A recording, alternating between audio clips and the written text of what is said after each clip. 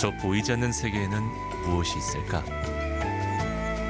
밤의 장막이 걷히고 물결처럼 밀려드는 새벽까지 잠들지 못하는 한 남자가 있습니다. 그리고 그는 한순간 빛으로 가득 찬 나무를 탄생시킵니다. 빛의 열매와 나비들은 환상적이면서도 성스럽습니다. 사진작가 이정록.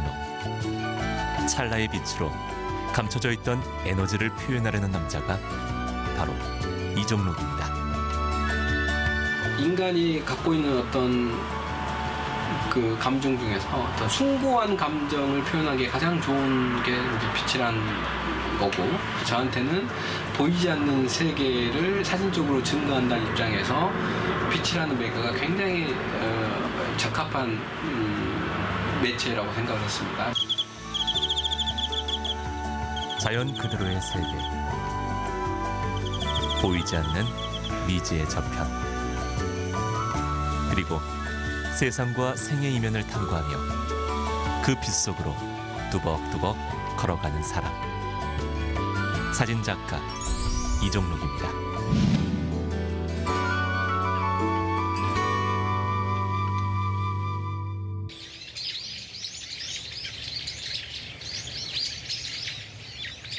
아시아 최대 미술 축제 2018 광주 비엔날레. 유난히 뜨거웠던 지난 8월, 작품 설치가 한창이었는데요. 본 전시에 참여한 이정록 작가 역시 온종일 작품 설치에 매달렸습니다. 그러니까 요게 낮고 세로 길이가 180cm에 이르는 큰 작품이 연달아 8개나 걸리는 대형 전시입니다.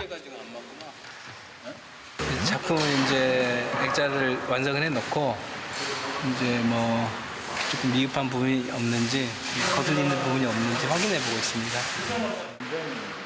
이정록 작가는 이번 비엔날레를 위해 새로운 작품을 제작해 출품했는데요. 시각적으로 완전히 높이만 다르지 않으면 저 정도는 혼신의 힘을 다한 만큼 액자의 작은 틈새까지 체크합니다. 오히려 저게 더 어려울 수도 있어요. 네? 설치할 땐 저게 더 까다로울 수도 그렇죠. 있고. 그러니까 하나는 좀 더 두껍고 살짝 두껍고 이게 이렇게 되더라고요. 이런 식으로. 면도 그러니까 아마 이렇게 됐을 거예요. 가운데가. 지난 1년간의 작업. 이정록 작가가 자신의 응축된 에너지와 마주하는 순간입니다. 특정한 순간 지속광을 이용해 포착한 빛의 궤적. 그의 작품이 사진적이면서도 회화적인 것은 화가가 수없이 많은 붓질로 화폭을 채우듯 그 역시 긴 시간 빛과의 사투를 벌이기 때문입니다.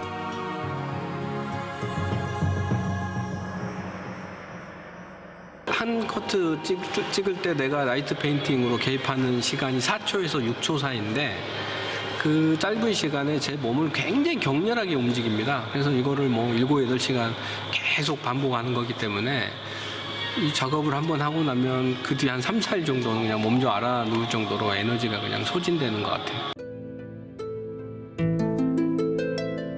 사적 성소 세 번째 시리즈.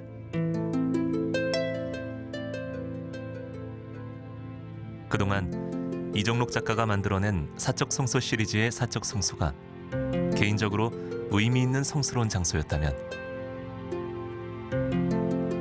이번 비엔날레 출품 작품은 역사적인 성소, 즉 역사성을 띤 성스러운 공간에서 만들어졌습니다.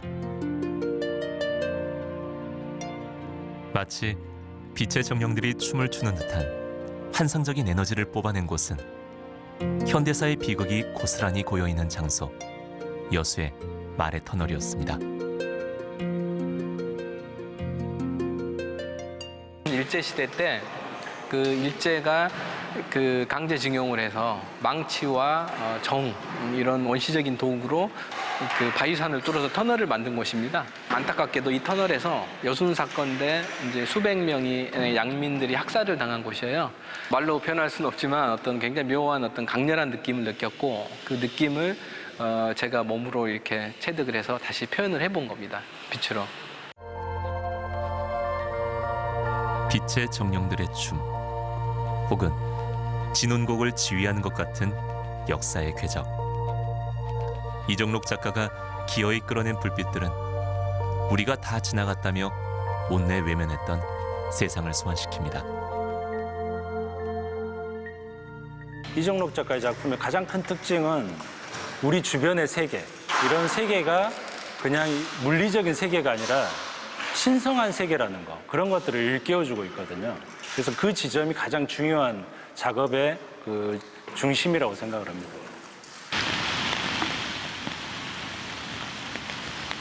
개인의 성스러운 공간이 아닌 역사의 성스러운 공간을 찾기 시작한 것은 바로 이곳에서의 체험 때문입니다.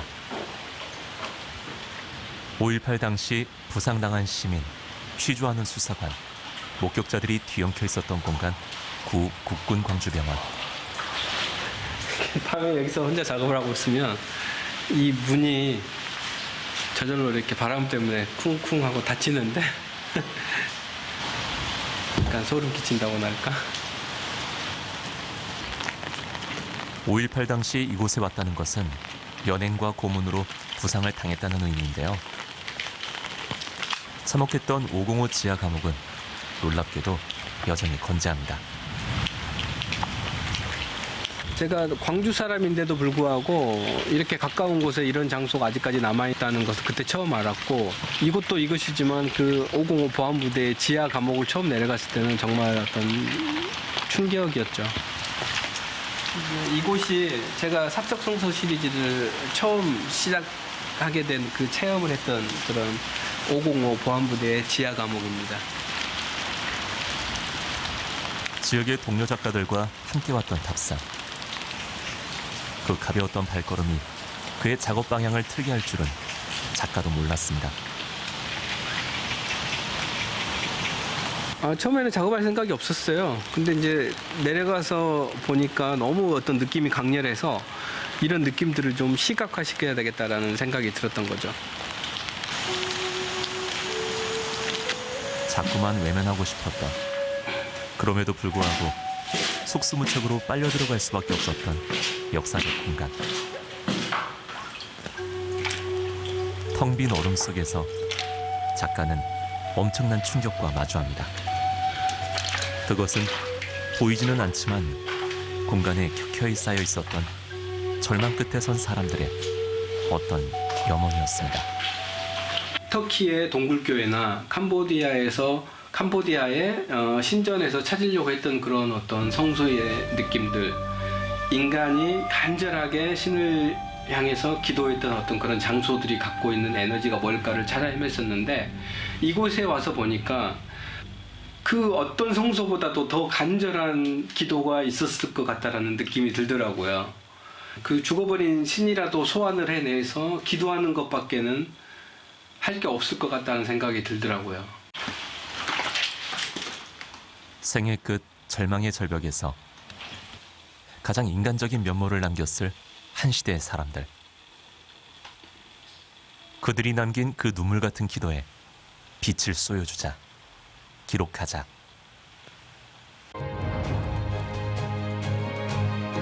그렇게 이종록 작가의 새로운 사적 성소는 세상에 등장했습니다. 그의 새로운 실험이 가볍지 않는 이유는 그가 이미 20여 년 가까이 근원에 대한 진지한 탐구를 거듭해왔기 때문입니다. 선지자이자 영혼을 상징하는 나비 시리즈, 눈물겹게 눈부신 생명나무 시리즈. 그것은 어쩌면 수만 번의 셔터를 누르며 빛으로 쌓아올린 간절한 기도였습니다. 처음에 보시면 효과가 간단한 것 같지만 실제로는 현장에서 굉장히 오랫동안 아날로그적인 작업을 하는 겁니다. 그러니까 컴퓨터로 만들어내는 이미지가 절대 아니에요. 그래서 사실은 그 아날로그적인 작업들이 이렇게 중첩이 되면서 쌓이면서 만들어내는 에너지가 굉장히 사진에서 많이 드러나거든요. 그런 것들이 이정록 작가 작품의 힘이라고 생각이 됩니다. 자연의 힘은 무엇일까, 생명의 근원은 무엇일까라는 질문들을 계속하게 만들고요. 또 한편으로는 굉장히 낯익고 그리고 우리가 동경했던 장소지만 평소에는 잘 대면하지 못했던 풍경의 모습이기도 합니다. 그래서 익숙하면서도 한편으로는 굉장히 영험한 힘을 가지고 있는 성소로서 자연을 재발견하게 하는 힘이 있습니다. 거대한 대중문화의 위력 속에서 순수 예술이란 과연 어떤 의미가 있을까요? 화려하고 즉각적인 반응, 이 트렌디함과 예술은 공존할 수 있을까요?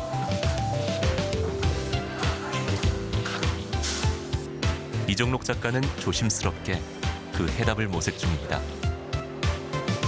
순식간에 시선을 사로잡는 이종록 작가의 작품들.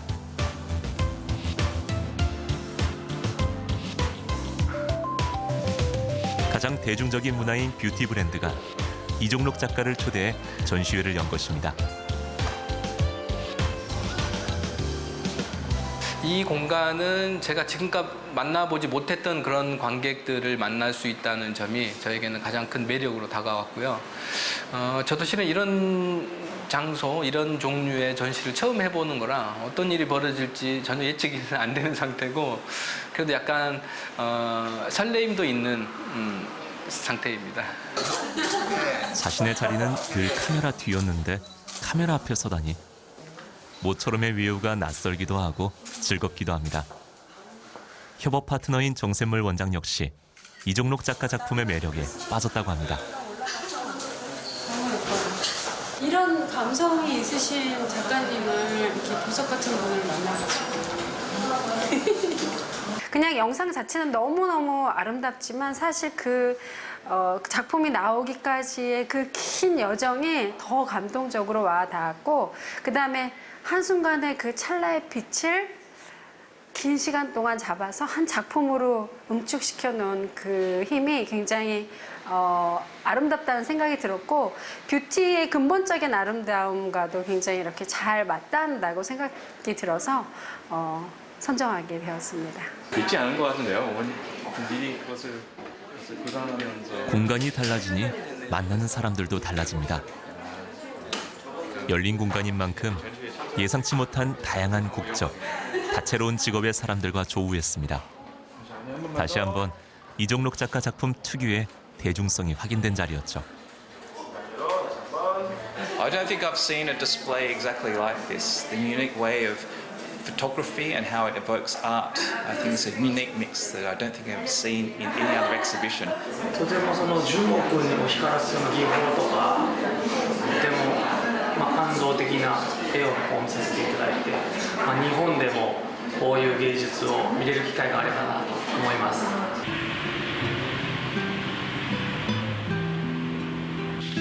세상과 한바탕 즐거운 소란을 떨고 다시 제자리로 돌아옵니다. 책이 빼곡한 그의 작업실이죠. 책은 그에게 치열한 전투와 같은 존재. 작품을 위해 반드시 통과해야 할 관문이죠. 일정 기간 저를 고립을 시킨다거나 아니면 자극을 주지 않는 상태로 저를 놔두게 되면 이렇게 흙탕물이 무거운 침전물은 가라앉고 맑은 물이 되듯이 어떤 제 상태가 투명해진다라는 것을 느낄 때가 있습니다.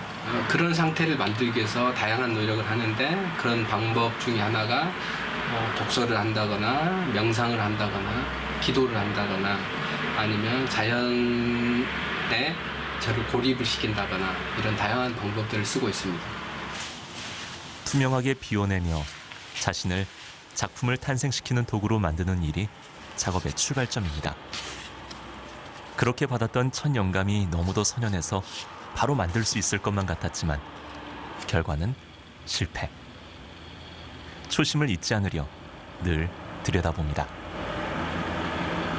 어떤 이 최초의 작품에서는 제가 느낀 어떤 그런 체험이나 느낌들은 온데간데가 없고 그냥 평범한 나무들만 있었어요.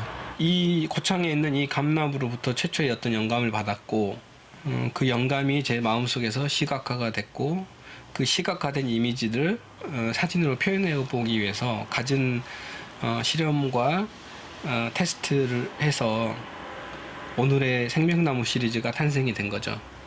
파도에 빠지고 개에 물리면서도 수만 번 빛을 쏘고 그렇게 빛을 쌓아 만든 수백 장의 사진 중에 한 장을 얻는 지난한 작업.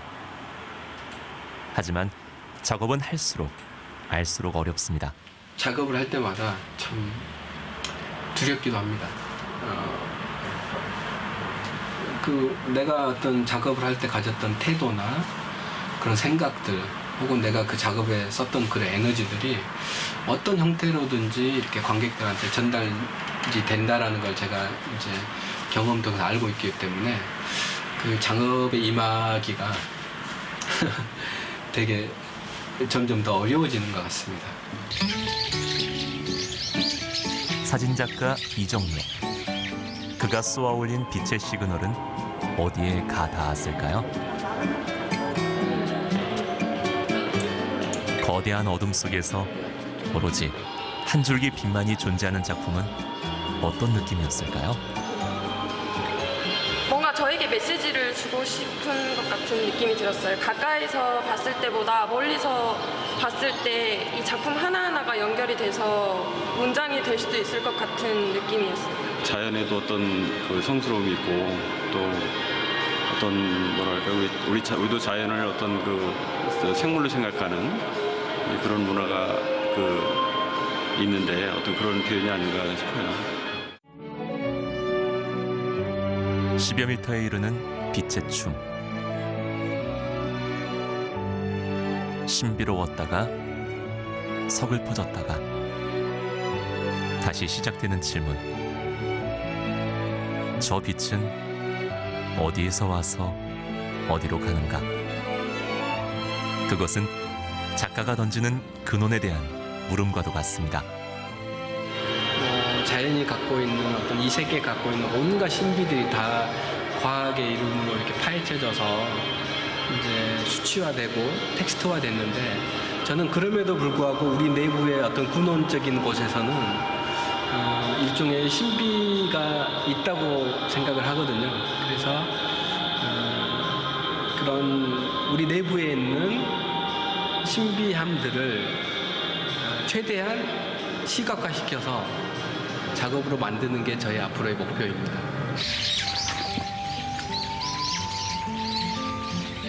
다시 광활한 들판입니다. 바다나 호수, 숲을 찾아다니던 생명나무가 선 곳은 작가의 유년 시절 강렬한 잔상을 남겼던 황금 들판. 그 넉넉한 기억을 담으려 합니다. 황금 들판의 에너지를 한번 작품에 넣고 싶었는데 이제 논 주변에 이렇게 인공 불빛이 없어야 되고 한국적 들판이라는 것은 뒤쪽으로 있고 산들이 좀 보여야 되는데 제가 한 일주일 정도 찾으러 다녔는데 여기가 아주 적합한 곳인 것 같아서 여기를 지금 선택을 했습니다. 하루에 끝날 작업도 한 번에 끝날 촬영도 아닙니다. 풍찬 노숙이 기본인 고된 과정이죠. 하지만 가장 가슴 벅찬 시간이기도 합니다. 자신과 자연이 고스란히 조우하는 순간이니까요. 지금 이제 해가 뉘엿뉘엿 져가고 있는데 아까는 없었던 지금 아주 예쁜 구름들이 제 프레임 안으로 들어오고 있거든요. 저런 어떤 내가 예측하지 못했던 그런 자연적인 요소들이 내 작업 안에서 뭔가 긍정적인 우연을 만들어낼 때 내 어떤 인식을 초월한 그런 더 좋은 작품이 되는 것 같습니다. 자연의 우연은 환영하지만 자신은 치밀하게 준비합니다. 빛을 쏘는 지점과 순서까지 미리 가늠해보면서 머릿속의 이미지를 몸이 기억하도록 연습하는 거죠. 지금은 이따 깜깜한 밤에 제가 그 플레이싱 작업을 할 거를 이제 순서나 가지 끝에 그 빛에 놓을 위치 같은 것들을 제가 미리 한번 마음속으로 시뮬레이션을 해보고 있어요. 한없이 감성적인 작품을 만들기 위해 끝없이 이성적으로 접근해야 함을 수많은 시행착오를 통해 배웠습니다. 무엇보다 자신을 모조리 던져야 함을요. 단순히 이렇게 풍경을 시각적으로만 보는 것도 중요한데 한 장소에서 오래 머물면서 그 장소와 이렇게 공감하고 교감을 하다 보면은 처음에는 알지 못했던 그 공간이 가지고 있는 어떤 특별한 느낌 같은 것들을 알 수가 있어요. 그러면은 그런 것들을 최대한 필름의 작업에 넣으려고 애를 쓰죠. 이제 길고 긴 기다림이 끝나려나 봅니다. 강렬했던 오후 햇살이 순해지는 순간 석양 무렵은 이종록 작가의 작업 산매가 시작되는 시간입니다. 오로지 작가 한 명과 나무 한 그룹뿐. 태양은 이제 그 빛을 이종록 작가에게 건네고 퇴장합니다.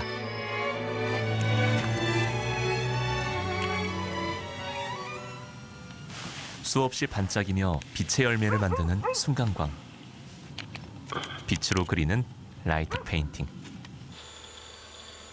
작업에 대한 그럴듯한 수식어와 찬사를 뒤로하고 작가는 그저 어둠을 응시할 뿐입니다. 근원의 빛을 찾기 위해서 말이죠. 저는 뭐 유명한 작가, 뭐 인기 있는 작가보다는 정말 열심히 해서 홀로 저기 멀리까지 가본 작가? 그런 작가가 됐으면 좋겠네요. 혼자서 멀리 가서 자기만의 세계를 아주 깊이 있게 들여다본 작가? 그런 작가로 남았으면 좋겠어요. 근원을 찾는 빛의 탐구자. 태초에 그리하였던 것처럼 빛과 어둠만으로 탄생시킨 영혼의 풍경. 우리에게 저 너머의 세상을 떠올리게 하는 특별한 사진작가 이종록입니다.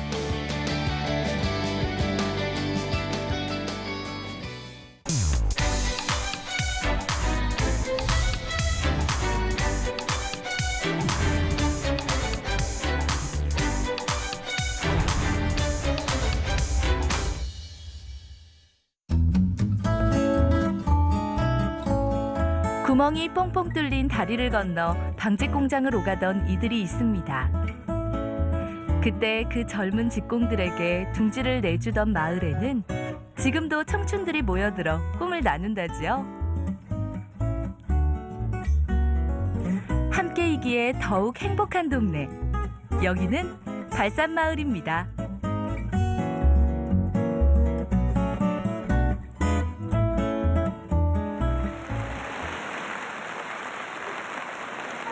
가을비가 제법 요란하게 내리는 날.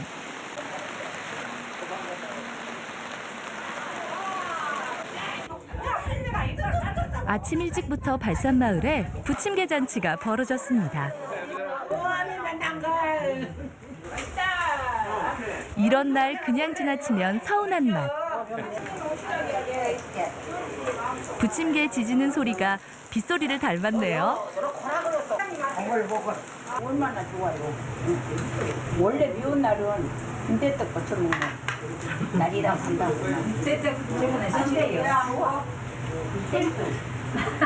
아, 됐다. 딱 눌러. 고소한 냄새 가득한 동네 사랑방엔 한동안 정담이 이어집니다.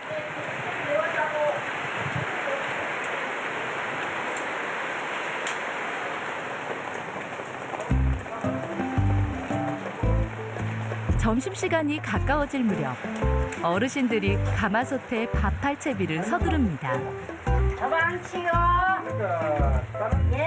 쌀량을 보아하니 큰 손님이라도 치르나 봅니다.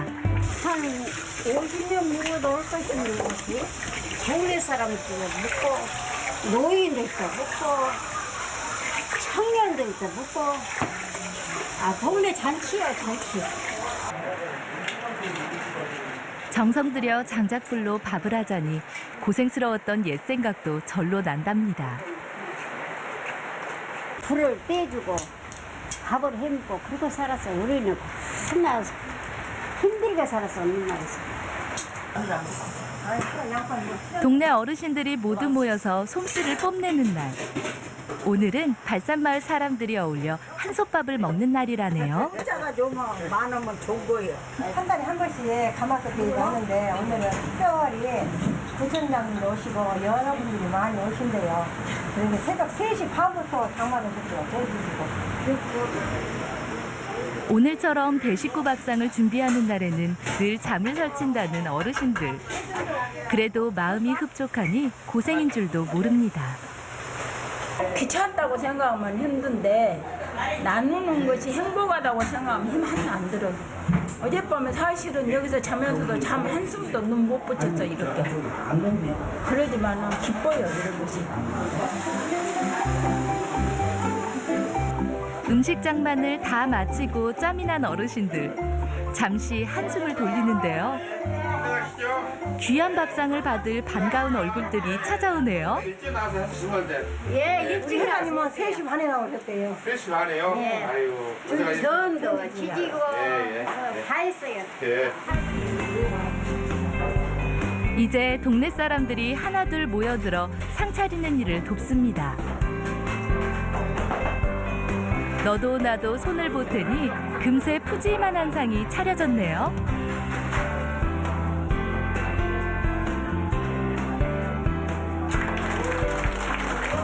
이렇게 다들 모여 앉고 보니 명절이 따로 없습니다. 입맛에 안 맞으시더라도 그냥 할머니들 솜씨인 게 그리 알고 그냥 맛있게 드셔주셨으면 좋겠고요. 예. 우리 모두의 행복을 위하여! 늘 그리웠던 어머니의 맛. 정성 어린 손맛에 더없이 행복한 밥상입니다.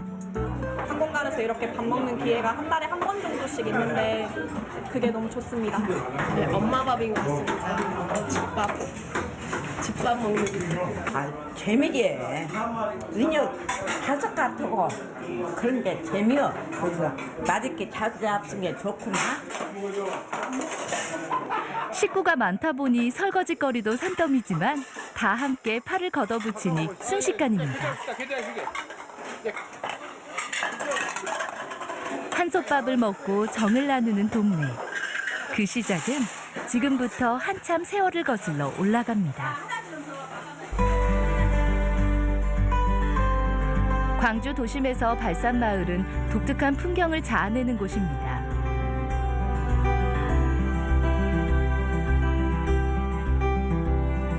비탈진 길, 이웃집 소리가 금세라도 담장을 넘어올 듯한 골목.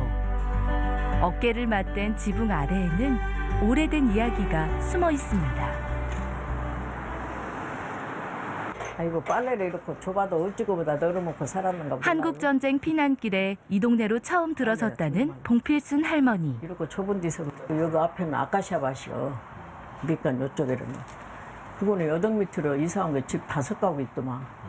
여기는 보통 서있었어. 새색시 시절에 보금자리를 꾸렸던 집입니다. 지금이야 홀로 남았지만 한때는 사람들로 북적이던 시절이 있었답니다. 아니, 이 방에서 몇 명이나 살았어요? 3명씩. 3명. 처음에는 혼자 와. 그래도 이제 동생들이 따라오고 언니들이 따라오고 그래가지고. 전란으로 파괴되었던 각종 생산시설이 날로 복구 재건되어 1960년대와 70년대 우리나라는 방직 산업이 호황을 누렸습니다. 이 무렵 산업계의 각 분야에서 회생하는 모습들이 뉴스에 자주 등장하기 광주천을 사이에 두고 발산마을 건너편에는 일제강점기에 세운 대규모 방직 공장이 있었는데 한국 전쟁 중에 파괴된 것을 재건하면서 발산마을도 전성기를 누렸습니다. 일자리를 찾아온 사람들로 북적였죠. 그런 게 전국적으로 다 아가씨들이 달라더라. 우리나라 사람은 다 와. 서울이고 부산이고. 몇 집이나 사셨어요, 이 집에는? 6집. 저가 2집, 여기 요 상하방까지 4집. 한 지붕 아래 대여섯 가구가 옹기종기 모여 살던 그때 새로 방을 들여놓기만 하면 금세 나이 어린 직공들이 새 식구로 나서곤 했습니다. 그래도 우찌고 살았는 거 몰라요, 그 식구가. 그러니까 이제 잠만 자고 돈 벌러 나가고 학교 간 게 그렇게. 그 시절 발산마을 앞 광주천에는 특이한 모습의 다리가 있었답니다. 차 가요죠, 흰차. 거기서 요렇게 됐다는데. 다리가 돈이 없은 게 세면이로 다리를 못 만들고 그놈을 어디서 귀에다가 전남방지에서 놔줬단 게 요공들 댕기라고. 요짝에 사람들은 가난해갖고 동네가 없은 게 못해. 그놈도 방지회사에서 놔줬지. 발산마을 하면 떠오르는 이름. 조형물로도 남은 그것은 발산마을과 광주천 건너 공장을 이어주던 뽕뽕다리. 구멍이 뽕뽕 뚫렸던 철판다리는 아스마스만 추억으로 아직도 살아있습니다. 머시면들이 심은 놈들이 여공들이 위에서 걸어가면 밑에서 놀려먹고 한다고 그랬죠. 가족의 생계를 위해 또 꿈을 쫓아 찾아들었던 청춘들. 모두가 가난했기에 서로의 아픔을 더 깊이 이해할 수 있었고 피부치의 살가운 정을 나누던 가슴 따뜻한 날들이었습니다.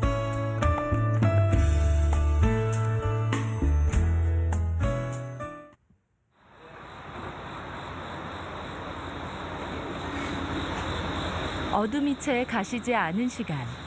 발산마을 어르신들이 분주합니다. 내 모자 어디 있는가? 웬 도구들도 잔뜩 챙겨오셨는데요. 어디 가냐? 몰라. 그 사이 또 짓궂은 장난이십니다. 청소요? 네. 어디를요? 여기요, 도로가사리.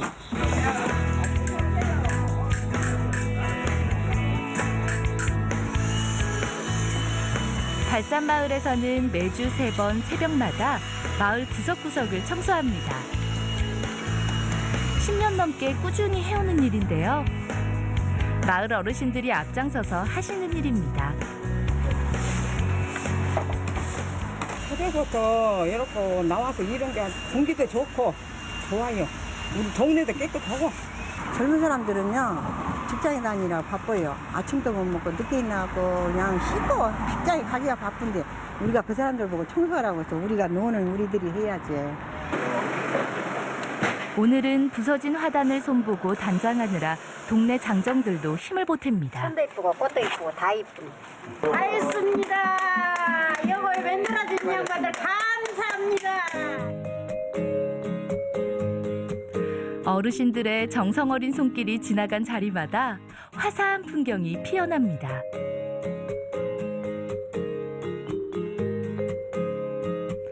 사실 발산마을은 90년대 이후 방직 산업이 쇠퇴하면서 한동안 사람이 떠나가는 동네였습니다. 변화의 바람이 불어온 것은 2014년. 잿빛 마을이 새로운 옷을 갈아입기 시작했습니다. 발산마을을 무대로 펼쳐진 마을미술과 도시재생 사업이 계기가 됐죠. 오래된 동네에 맞춰 단장한 발산마을. 사람들도 활기를 되찾았습니다. 공유 갤러리 같은 이색적인 공간도 문을 열었습니다. 아이들에게는 신나는 놀이터죠. 색다른 전시 작품에 아이들은 온통 마음을 뺏겼답니다. 신기하고 흥미로워요. 집에다가 작가놨으면 좋겠어요. 작가분들이 계속 바뀌면서 들어와서 작업 활동하고 하니까 젊은 사람들이 와가지고 고생한다고 하시는 분들도 많고 재밌는 것도 보여줘서 좋다고 하시고 계속 예술가들, 외국인들도 와서 마을에서 활동하고 지내고 움직이고 돌아다니는 모습들을 보면서 또 즐겨 좋아하시고 그래요. 예술의 향기와 사람 사는 활력이 넘치는 마을. 일부러 이곳을 찾아와 추억을 남기는 사람들도 많습니다. 색감이 예쁘더라고요. 힐링이 되는 것 같아요. 이런 데에 오면. 이 정도의 거리라면 정말 보존해야 될 장소라고 생각해요. 견학들도 많이 오시고 외부 주민 견학들이 일주일에 한두 건 이상씩은 견학을 계속 오셔서 저희 마을을 이제 수범 사례로 삼아서 본인들의 마을을 좀 이렇게 가꾸고자 하시는 분들이 굉장히 많아지고 있습니다. 청춘 발산해! 주민들의 삶도 예전과는 많이 달라졌습니다. 마을 곳곳에 들어선 문화공간 덕분이죠. 이곳은 마을회관인데요. 여느 동네와는 사뭇 다른 풍경이죠. 동네 주민을 위한 카페이기도 한 이곳에서 사람들은 다양한 문화생활을 누릴 수 있습니다. 주민들이 이렇게 나와서 즐겁게 노실 수 있게끔 거리를 만드는 일인데요. 그런데 그 시간을 좀 더 가치 있고 재미있게 하기 위해서 저희가 이런 미술 프로그램을 하고 있죠. 여기 거의 끝났죠? 자, 끝났습니다. 여러분. 미술을 전공한 유재명 활동가의 도움을 받아 주부들이 완성한 작품. 진짜 잘했어. 진짜 잘했어. 여기 지금 전시되어 있는 그림들도 이런 시간을 통해 삶도 보다 풍요로워졌습니다. 그 전에 살던 곳에서는 이런 공간이 별로 없었던 것 같은데 항상 찾아가야 됐었던 곳인데 항상 집 앞에 이런 공간이 있다는 건 참 좋은 것 같아요. 어렸을 때는 진짜 그리고 싶었거든요. 사람들이 이렇게 스케치북 들고 다니면서 그리면 너무 부러웠거든요.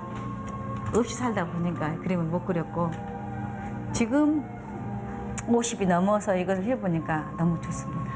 어제까지 엄마였던 사람이 오늘은 화가 선생님인 거예요. 어제까지 집에서 밥하시던 사람이 오늘은 카페에서 그림을 그리고 있는 사람인 거예요. 아이들이 바라보는 눈이 훨씬 더 좋은 것 같아요. 엄마를 바라보는 눈이. 마음속에만 간직한 채 펼쳐보지 못했던 꿈과 삶의 여유까지 함께 찾을 수 있으니 참 행복한 동네죠.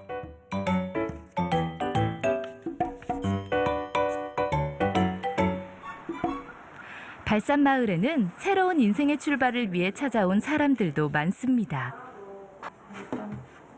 가방끈인데 그거 이렇게 해놓으면 이들 역시 개업을 앞두고 있습니다. 여기 공간 좀 꾸며보려고 오픈해야 돼가지고 내일. 요리 공방인 이곳에서 오늘은 특별한 수업이 진행된답니다. 레몬 왔어요. 레몬 샀어? 우선 재료부터 준비하는데요. 저희 마을 어르신들하고요 레몬청 만들어가지고 마을 찻집에서 이제 판매하려고요. 뭐 매실청도 담그시고 항상 담궈서 드시니까 좀 그런 것도 좀 배워가지고 여기서 판매해보려고요 앞으로 계속. 얼추 준비가 끝나가는 것 같죠? 아이고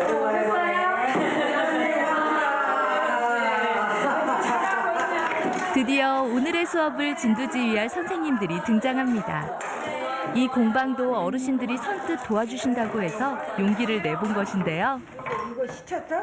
이제 시치려고. 밀가루 파. 아까 세 칸만 밀가루 먹을게요. 그만. 아 조금 해야 돼. 그러면 씻어. 레몬 하나도 제대로 씻자니 알아야 할 게 한두 가지가 아니네요.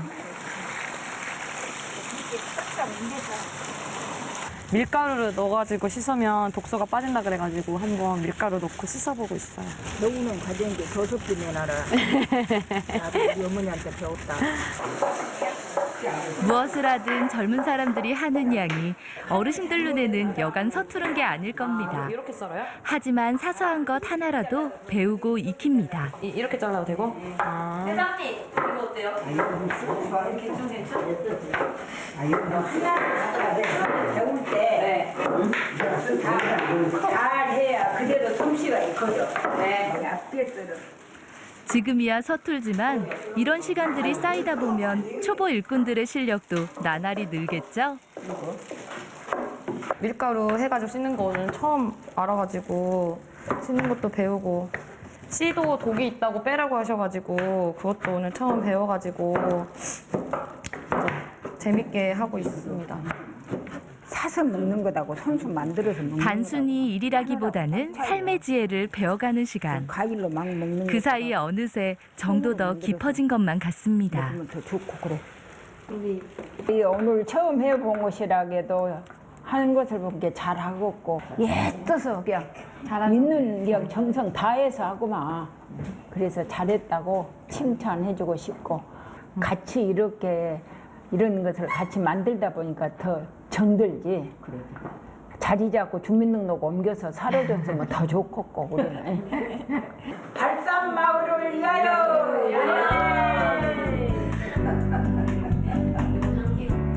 새 출발을 앞둔 청춘들과 어르신들이 함께 만들어갈 공방의 미래가 밝아 보입니다. 청춘 발산. 마을 이름이 말해주듯 발산마을 곳곳에서는 내일을 향해 꿈을 키워가는 빛나는 청춘들을 만날 수 있습니다.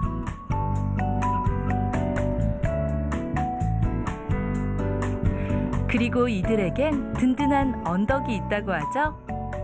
정말 어르신들이 너무 좋으신 분들 많아요. 워낙에 동네 분들이 신경 많이 써주시고 걱정해주시고 수시로 와서 봐주시고 해서 좋아요.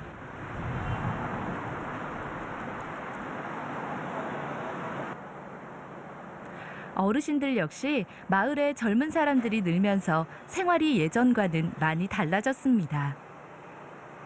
틈만 나면 함께 모여 동네 일을 본답니다.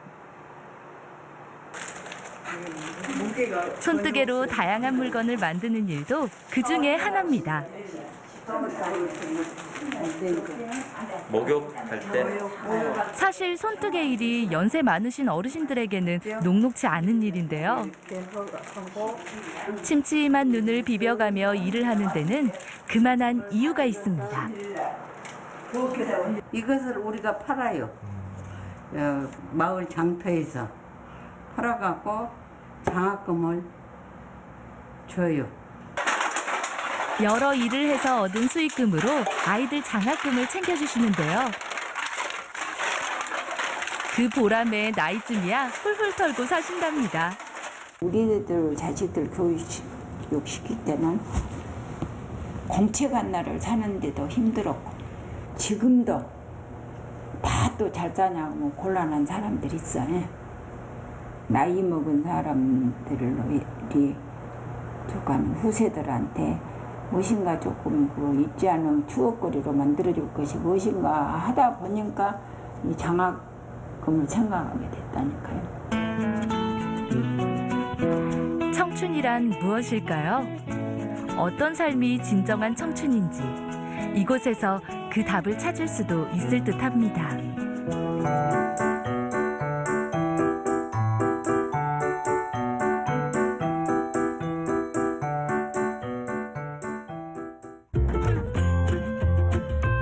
주말 아침, 일찍부터 마을 곳곳이 분주합니다. 오늘 마을 축제가 있는데요. 장터. 마을 주민들이 직접 준비하는 장터고 인형하고 뭐 장난감, 피규어 뭐 이런 거 매달 한 차례 온 동네 사람들이 함께 모여서 하루를 보내는 축제날. 돈 좀 가져가시죠. 손님들을 맞을 장터 준비가 한창입니다. 뭐지 이게 뭐예요? 이거 불량감이. 아니야 옛날 같은 개돌이. 아 이거 팔려고 가져온 거예요? 아. 절대 불량식품은 아니라는 옛날 과자. 얼마나 팔릴지 궁금하네요.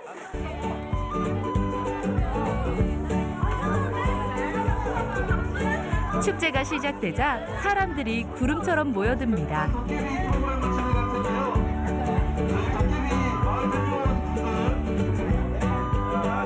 축제장 한 곳에서 눈길을 끄는 것은 토너먼트 방식으로 우승자를 가리는 하투 게임 맞고. 주거니 받거니 열전이 벌어집니다.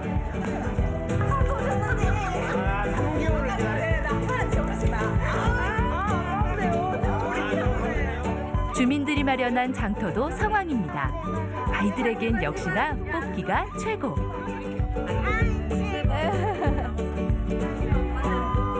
양말에 인형까지 한아름 가득이네요.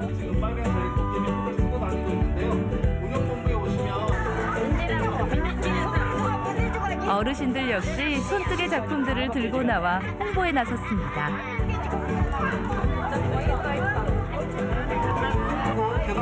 오늘 장터의 최고 인기 상품들.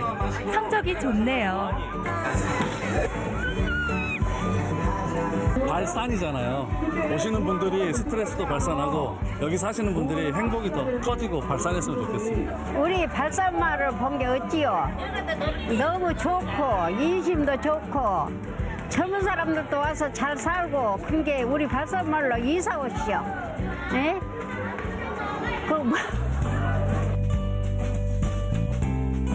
함께 어우러져 사람 사는 정을 나누고 행복을 키워가는 동네.